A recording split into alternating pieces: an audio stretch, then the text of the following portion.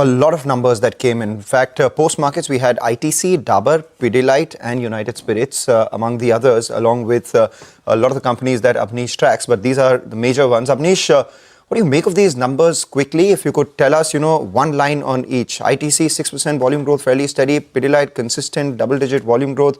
Strong margin outperformance from United Spirits, and Dabur, fairly in line. Yeah, hi, good morning. So out of those four results, we'll be most positive on United Spirits. We expect United Spirits stock to do well in the near term, medium term because of four reasons. Clearly, Karnataka and Andhra are making up for the Maharashtra decline. Maharashtra, there is a double-digit decline, but stock is already factoring in. And we expect second strong year for Andhra market for United Spirits. Gross margin, EBITDA margin, both were multi-quarter high for United Spirits. And next 1 year, on the raw material side, both glass and ENA look under control. There is the UK FTA kicking in the FY27, so that will also benefit. And if any value unlock happens in IPL at some stage, that's a further option value. The new MD clearly is far more focused on ground. On rest of the three results, as you rightly said, mostly in line. So Pidilite, great compounding story, but not much valuation comfort. But Sudhanshu was delivering again second quarter in a row, good margins, good volume growth, double digit. So that's quite good. Dabur and ITC, I will say more of a Q4 recovery story. ITC, I would expect margin recovery in cigarette business in Q4 because leaf tobacco prices have come off. In December, what happens to the taxation in cigarette? That is very important. As of now, 6% volume growth is a good number. My sense is ITC is taking corrective action against Marlboro. And that's why if you see, it's a good number for such a 75% market share. Dabur and HUL, same issue. In October month also, GST transition impact is there. So I would again say Dabur is a Q4 story. HUL is also a Q4 story. So we'll prefer United Spirits at this juncture, and we expect strong recovery and strong all-time high in the stock in the next 1 year for United Spirits. All right, all-time high the next 1 year for United Spirits. Abneesh, just out of curiosity, which analyst in your team will be tracking Lenskart once it lists? Because the company calls itself a tech company and the business is retail. So I'm just trying to figure out. We will discuss that. So Titan, if you see Titan Eye, obviously is part of retail, and that's also a bit similar, but we'll discuss that and we'll come back.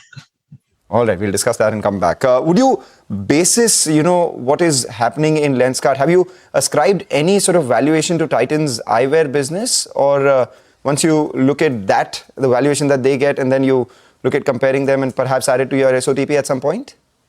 No, I think for Titan, jewelry business is still the big daddy, and versus Lenskart in that part of the business, clearly Lenskart is far bigger, far more nimble and much more innovative, I'll say. And that always happens, right?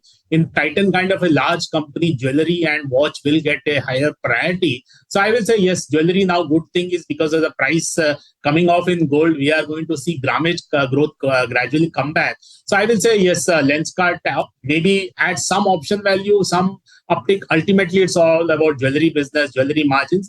We are positive on Titan from medium long term, and we see that definitely volume growth in the gold will come back, jewelry will come back because of the gold prices cooling off. So we are positive from that rather than Lenskart kind of a. All right, if that happens, that will just be a bonus over and above whatever is happening. Apart from the numbers that came in yesterday, some came in day before yesterday as well. And Radico Khaitan really stood out in terms of their volume growth. Over 24% is what they're guiding for this year.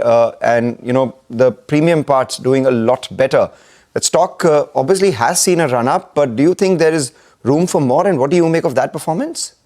So we don't cover Radico. We like the space. Alcobev space, clearly next 1 year, 4 key reasons to celebrate. Of course, because of the GST cuts, the disposable income in the consumer's pocket is higher, and we see discretionary segments in FMCG benefit, and paints and spirits will be the two pockets where we see a benefit of that. Of course, biscuits and snacks should also do well. Second, of course, is the UK FTA margins will kick in terms of the FY27.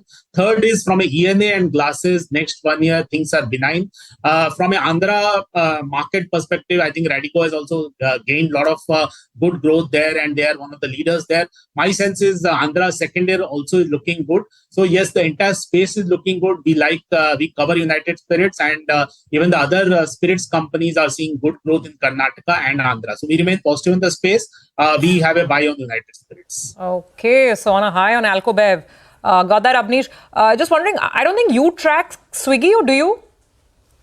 No, we have our internet analyst Nikhil who tracks Swiggy and that space. So I track from the FMCG and the overall retail perspective. Okay. All right. Swiggy for another day then. Thank you very much for joining in. Stocks holding up actually because as Manglam was explaining to us all